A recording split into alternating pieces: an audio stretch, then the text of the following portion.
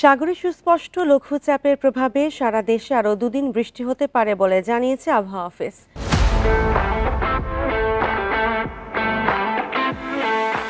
এই পরিস্থিতিতে সাগরে ৩ নম্বর এবং অভ্যন্তরীণ নৌরুটে ২ নম্বর সতর্ক সংকেত জারি করেছে সংস্থাটি। এরই মধ্যে দুর্যোগপূর্ণ আবহাওয়ার কারণে বরিশালের অভ্যন্তরীণ সব রুটে লঞ্চ চলাচল বন্ধ রয়েছে অভ্যন্তরীণ নৌ চলাচল কর্তৃপক্ষ।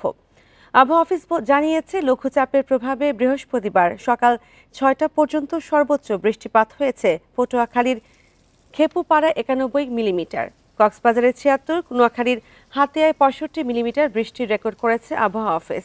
আর ঢাকায় সকালে বৃষ্টি হয়েছে ৬ মিলিমিটার। আবহাওয়ার পূর্বাভাস বলছে ২ দিনের মধ্যে সাগরে সুস্পষ্ট লঘুচাপটি ধীরে ধীরে নিম্নচাপে পরিণত হবে।